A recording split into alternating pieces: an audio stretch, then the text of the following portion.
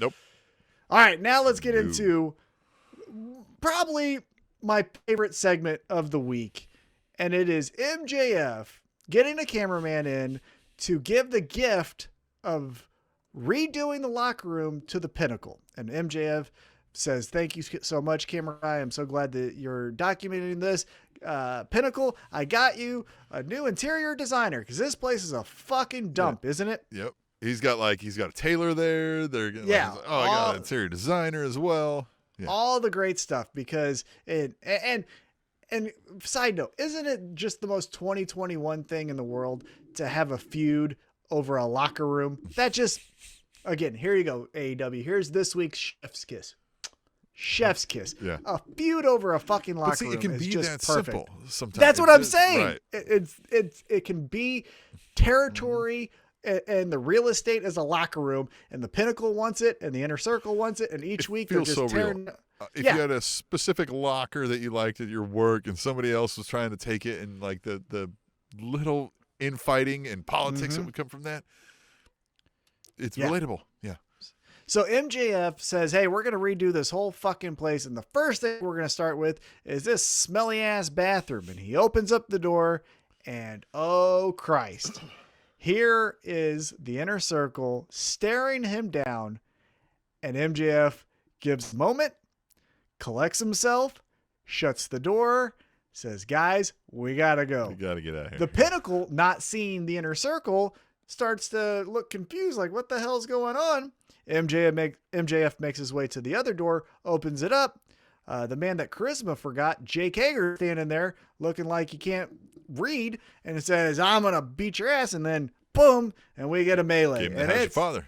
He gave him, there was a whole melee here.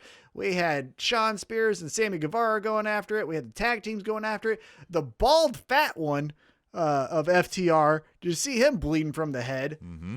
That was Jiminy Christmas. That did not look like it was supposed to happen.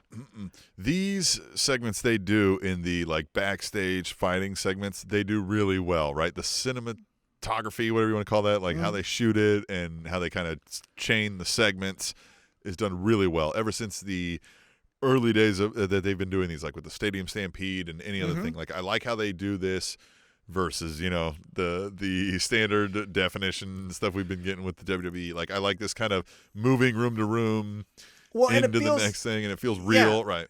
And it feels like an action movie with AEW. Yes, it does feel like an action movie. So far, we're seeing an action scene, right? Where we're the cuts cutting. are very much like that. That's right. Yeah. Next room, another camera. Yep. Yeah, and it's this moment and this moment and this moment. And then the next thing is this guy gets thrown into an ice tub, and then, all of that. Where WWE just goes, "Isn't this fucking crazy? Look at the camera. We're just fucking going in and out." And it's like, I'm sick. You just threw 3 punches and I'm going to vomit. They didn't move anywhere. They just did all those same things where they did them in one room and you just shook the camera a bunch. Yeah. And so that, anyhow. Yep. Besides the point, another thing that I want to point out that I did like is credit to the Inner Circle for beating Tully Blanchard's ass. They didn't forget about him either. They went and him. Hey, he's a wrestler. Yeah, they gave him a couple how's your punches. grandfather? Yeah, give this to your grandma. Whap. And I thought that was good because they didn't ignore him. He also didn't cower away. He didn't do the and runs away, and he didn't Paul Heyman himself out of there. Right. It was, but fuck it, come on, Santana. I'll give you a good old Abe Lincoln and Jack Johnson here. And I'm totally blessed. You know how many goddamn 4 Horsemen gangbangs I've been in? I'll fucking fuck you. I told you, he talks about it an uncomfortable amount of times. Hey, more than Hogan talks about slamming the giant. Yeah. If you actually want to punch him in the mouth, we're kind of tired of hearing these stories. All right. So the segment ends with MJF getting thrown through a little Coke machine here. It Give him a swirly.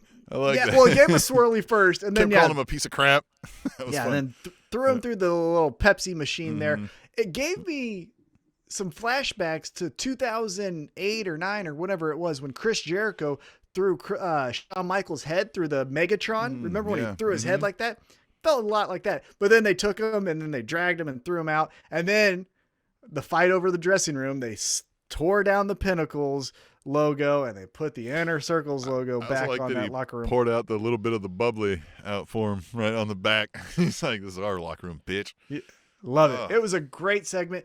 The other thing that I was really excited to hear is he said, it's only going to get worse from here. So this wasn't the, hey, we want our dressing room back now, go fight someone else. It was, oh, this is step one of a 12-step ass whipping program that you just enrolled yourself into. So how's your father? I love it. How's your father? Yeah.